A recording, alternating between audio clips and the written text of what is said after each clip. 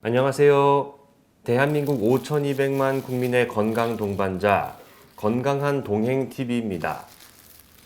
오늘은 고혈압, 고혈당, 퇴행성 신경질환을 예방해주는 바나나를 매일 먹어야 하는 이유를 알려드리겠습니다.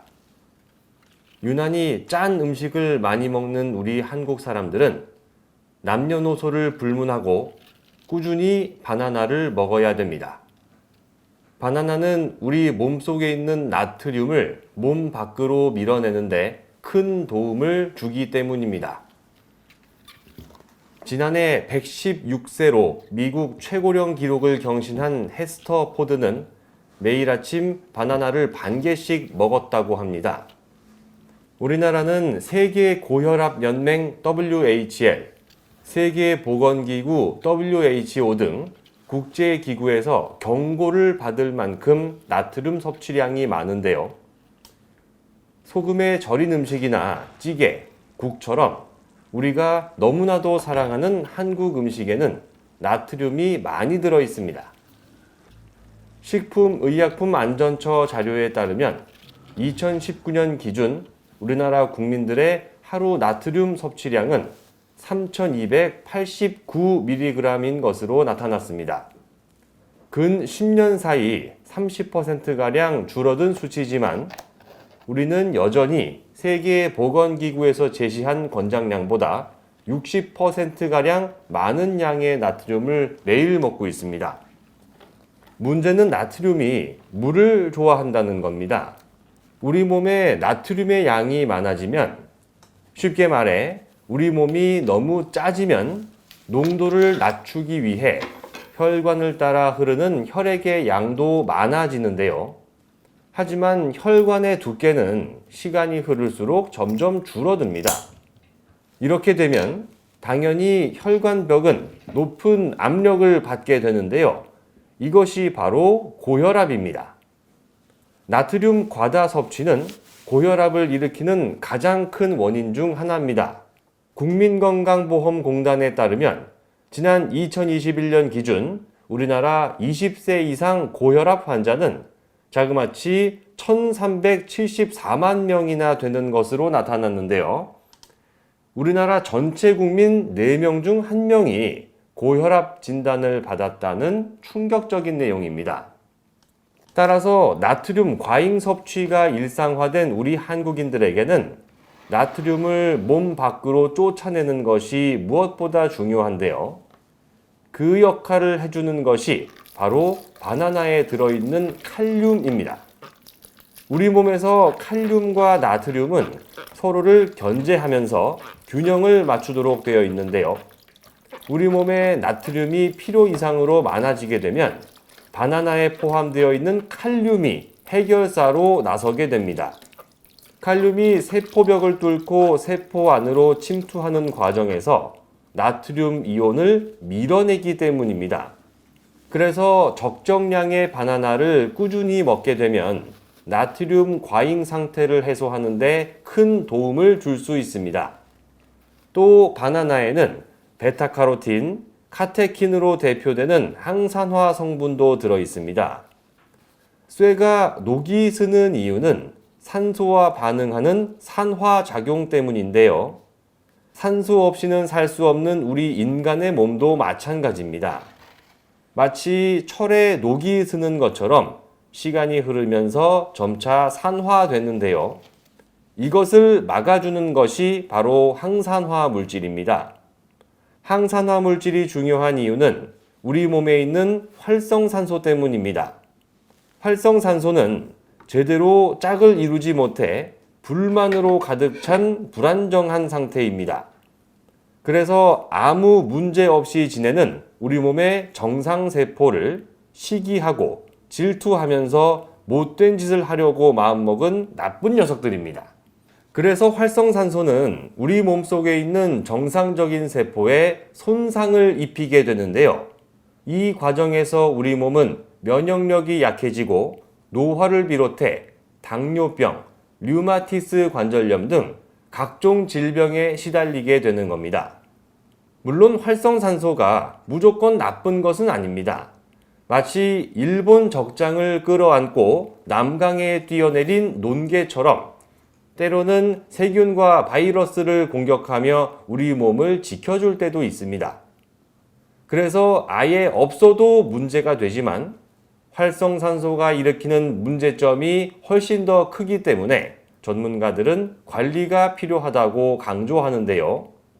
그리고 항산화 성분이 포함된 바나나를 먹으면 치매를 예방해주는 효과도 있습니다. 활성산소는 치매의 원인이 되는 것으로 악명이 높습니다. 그런데 활성산소의 공격에 가장 취약한 세포가 뇌세포입니다. 뇌세포는 다른 기관에 비해 산소를 많이 쓰고 DHA를 비롯한 필수 지방산이 많기 때문입니다.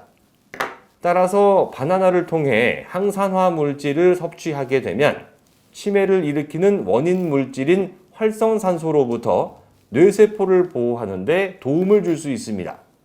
그런데 가끔 우리는 속이 더부룩하거나 메스꺼워서 혹은 속이 자주 쓰리고 소화가 잘 안 돼서 먹고 싶은 음식을 마음대로 먹지 못하는 경우를 종종 겪게 되는데요.